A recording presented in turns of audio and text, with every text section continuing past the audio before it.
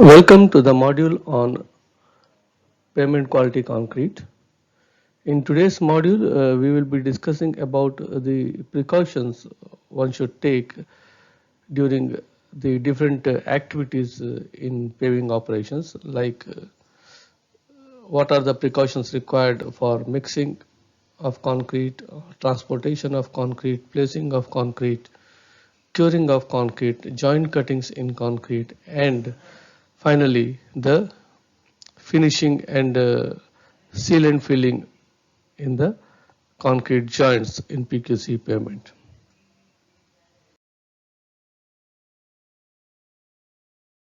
So the precautions required to take during different operations as discussed, like during mixing, precautions required to be taken during transportation of concrete, paving of concrete, finishing of concrete, curing of concrete, initial joint cutting.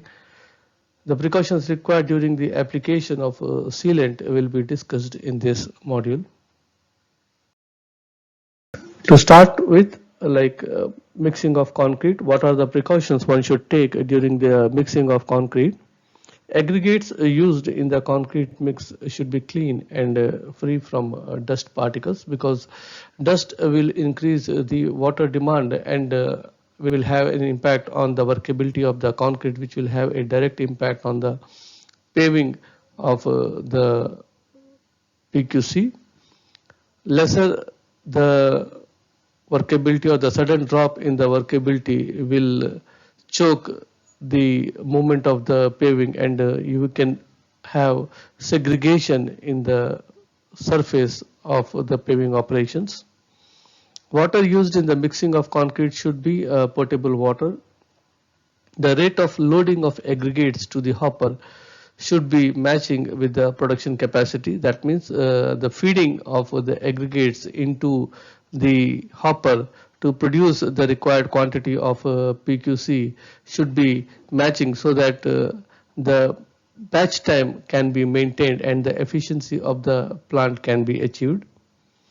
Indirect heating arrangements like halogens shall be used close to the screw conveyor to ensure free flow of materials like cement. Generally, during the rainy season or the winters, the clogging happens because of the setting of cement in the screw conveyors.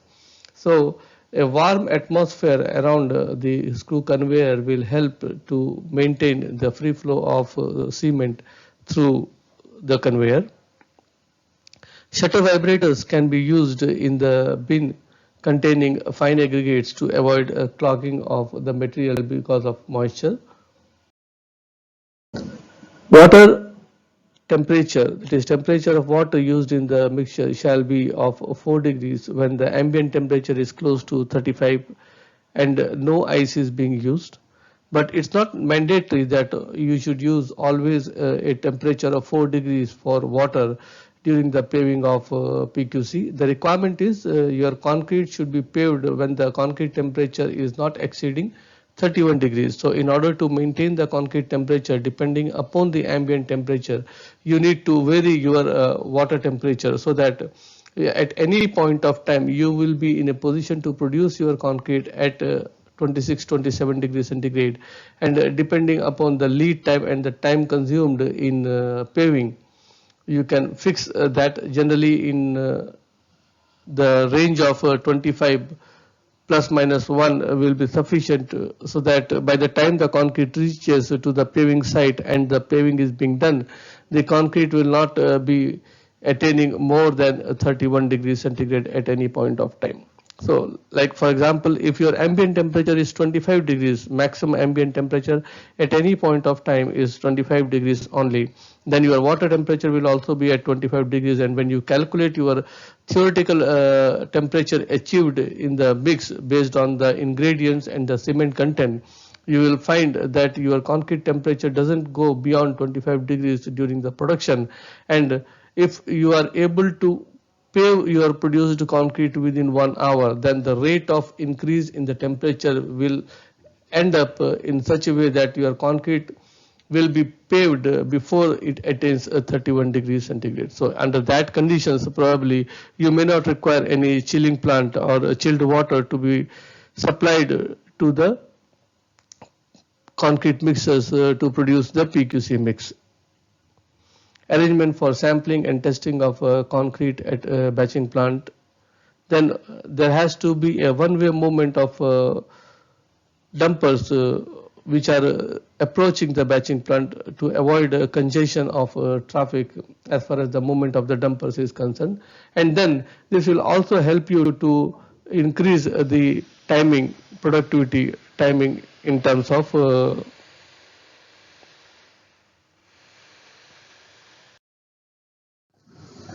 cleaning of dumpers before collecting the PQC mixes from the batching plant is the most important and neglected activity generally we observe in the field.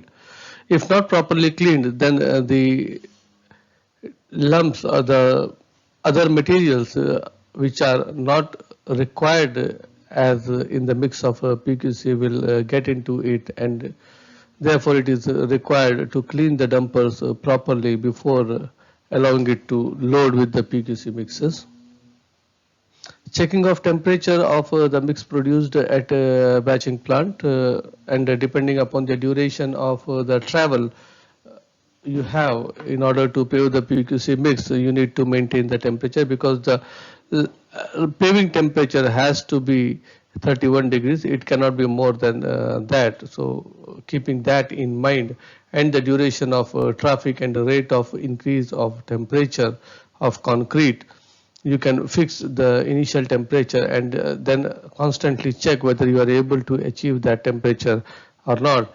If not, then probably you need to look at the temperatures of other ingredients. Maybe you need to maintain the aggregates under covered conditions. You need to spray water on the aggregates. Probably you need to add water and ice in order to control the concrete produced temperature.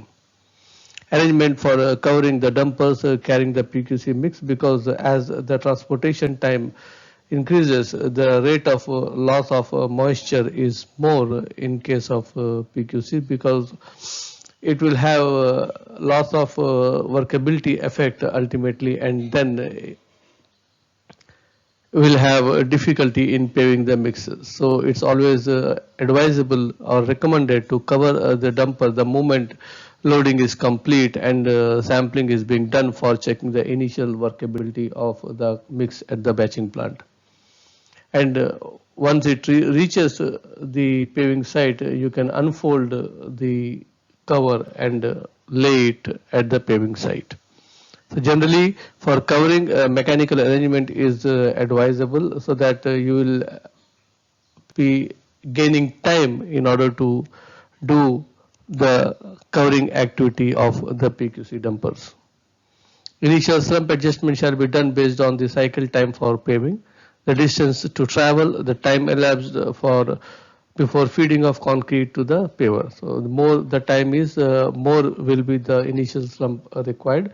Generally, it is based on the design, like at what retention your mix is being designed. Generally, we take a maximum of 90 minutes to during the design period. Like initial slump can be around 70, 60, 70, and by the end of 60 minutes or 30 minutes, 60 minutes and 90 minutes, we check the workability during the design stage, and the maximum duration expected to travel in the project is being considered as the maximum time. If it is 60, then the mix is to be designed for 60 minutes. If it is 90, the mix needs to be designed for 90 minutes. And at the end of 90 minutes, you are supposed to get a workability 25 plus minus 15. Or in from the practical point of view, it has to be 25 plus 5 millimeters. But a uniform workability to the paver will help you to get a smooth riding finish, a uniform finish, of the concrete. Then coming to the transportation of concrete, the challenges or the precautions one should take during the transportation of concrete. The movement of dumpers shall be as smooth as possible, avoid unnecessary jerks and braking of the vehicle. The speed of the dumper also plays a very important role in order to avoid the unnecessary jerks. Then dumpers dispatched from the batching plant should halt at the paving locations only. Unnecessary stoppage of vehicles in between the routes needs to be avoided, because that will add up time to the paving, and it will have increase your paving cycle because of the stoppage. So unnecessary stoppage in between should be avoided, and to do that probably you can have a pilot vehicle as a monitoring system in order to make sure that the dumpers once start from the batching plant should be stopped at the paving location only.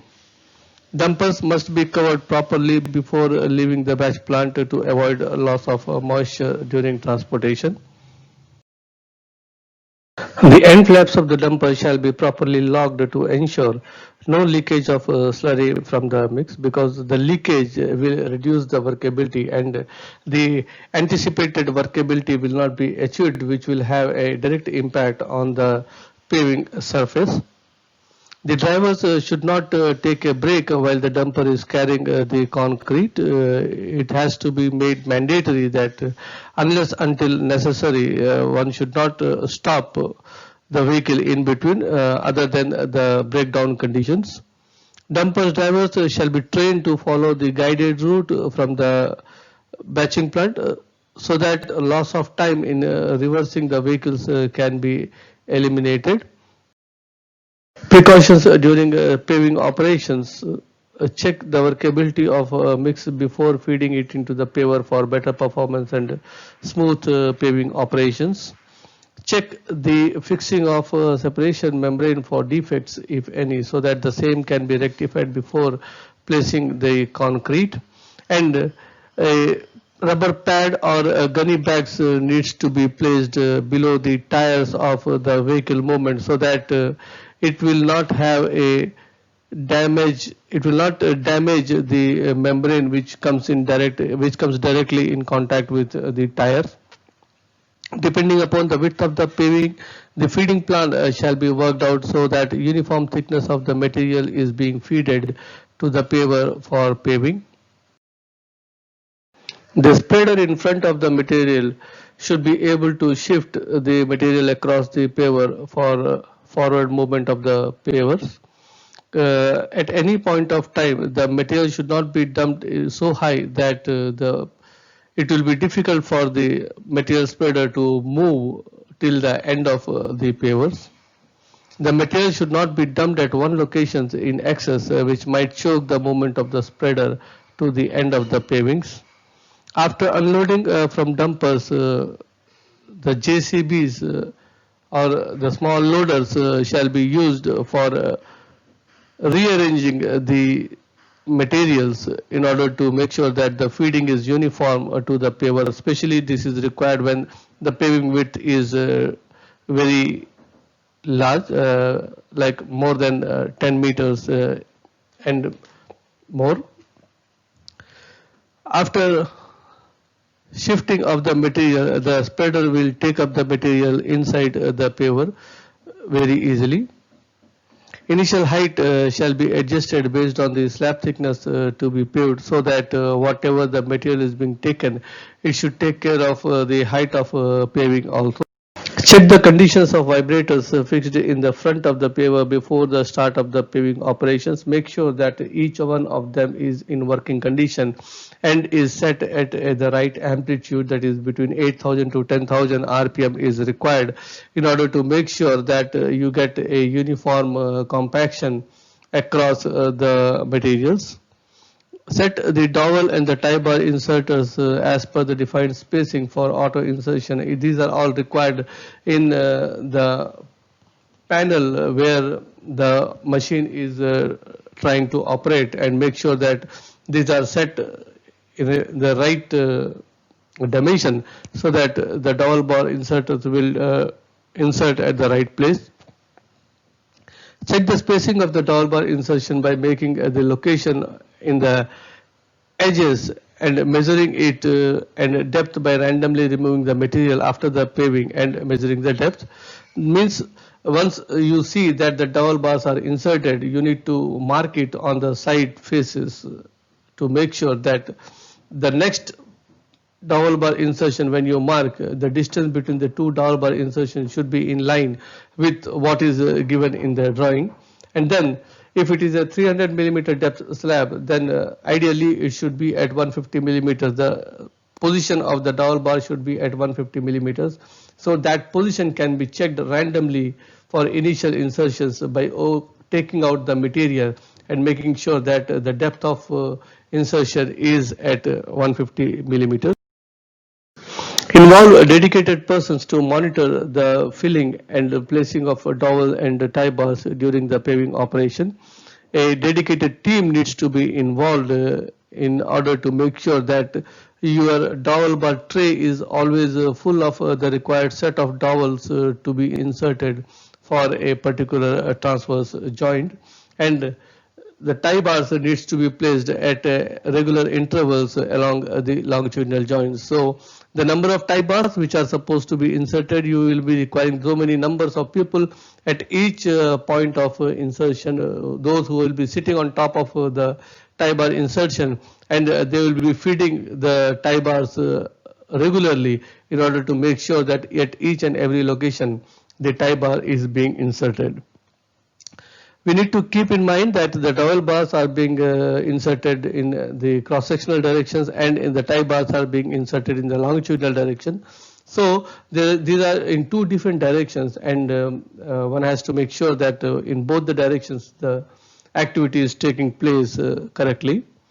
Before oscillating beam and the access concrete should form a ring of around 150 millimeter diameter, which indicates that the paving is running smoothly. The formation of ring should not be too big, or it should not be too thin, because the size of the ring basically identifies if it is continuously growing in size, that means your feeding quantity is more than what is required, and if it is continuously reducing in size, that means your feeding quantity is less in size. So the uniformity of the uniformity in the feeding is being indicated by the ring which is being formed in front of the oscillating beam.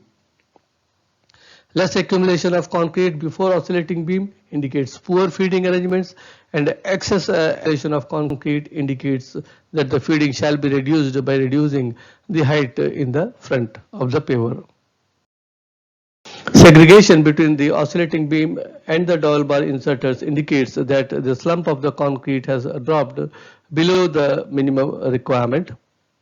Immediately treat the surface with solutions made up of cement and water in the same proportions as of the concrete mix to fluidize the surface without changing the water cement ratio of the original mix, because the moment you change the water cement ratio of the original mix, the strength is going to be decreased or increased depending upon whether your water cement ratio is decreased or increased. The height of the oscillating beam needs to be adjusted in such a way that after passing the concrete from the oscillating beam, the required height of the paving is achieved, whether it is 300 millimeters or 310 millimeters or 290 millimeters. That means the oscillating beam is the final height correction beam, because after oscillating beam you will be able to achieve the required depth or height of the pavement which is required to be paved in the field. Two masons on either side of the paver shall be placed for side finish after paving and before texturing. Set of masons at least 3 meters apart shall be stationed on the finishing trolley with required tools to finish the concrete top. Main purpose is to remove the impressions which are being created because of the application of super smoothers from the surface. After adjustment of texture brush to ensure the required depth of texturing is being done on the concrete surface, 3 millimeters to 4 millimeters while doing tining, and it can be measured by means of a depth gauge. Dedicated persons shall be deployed on either side of the paving to mark the position of the dowel bar insertions with paint, so that the next day when you come for the initial cut, you will get an idea where the insertion of the dowel bars is exactly, and you can use a line dory in order to mark the section of the dowel bars. Now with the help of this will help you to accurately mark the positions of initial cut after achieving the required maturity level of the concrete which is being laid. Segregations observed in the green concrete shall be repaired by suitable methods to avoid any damage after the concrete is set. Workability controls or monitoring shall be observed accurately with the delay in the feeding or paving of speed of the pavers.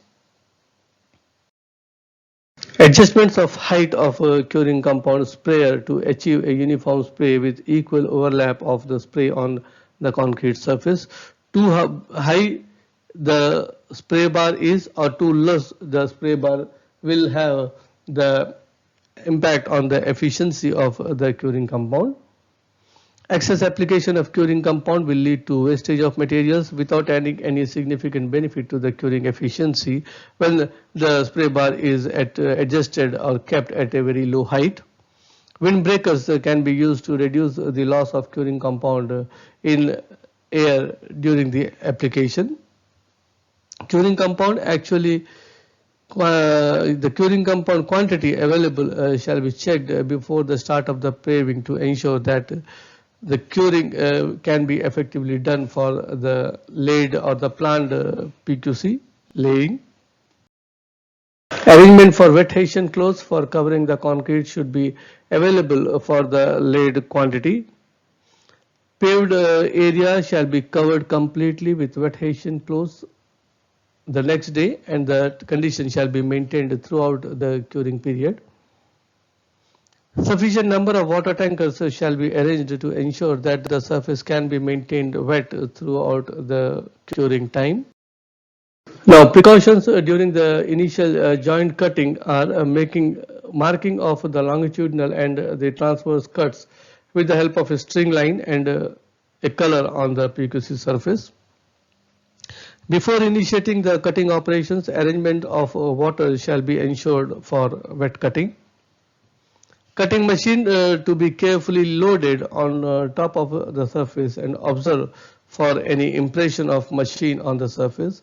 By starting the cutting machine, the effect of vibrations on the surface needs to be checked, and if there is an impression, that means the concrete is not ready for the initial cut and you need to wait further in order to make sure that the weight of the machine or the vibration of the machine is not going to be disturbing the quantity of the concrete in the pavement.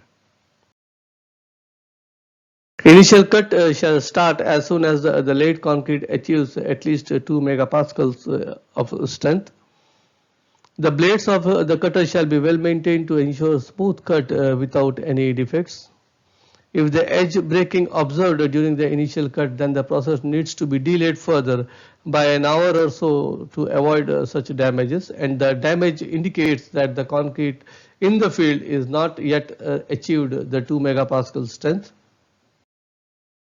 Now coming to the precautions during the sealant applications, if you see there are different positions or the periods when you need to have a precaution, like lack of a compressible chalking strip at the bottom of the sealing grooves, inadequate preparation of the sealing grooves, lack of bond breaking strip beneath the seal, faulty or inappropriate sealing materials, incorrect sealing groove dimensions, chilling effect of the cold concrete, moistures in the sealing grooves, overfilled sealing grooves, which is really very bad because overfilling will ultimately help you to remove the complete sealing operation. So it's always advisable to keep your level of sealant a little less than the required.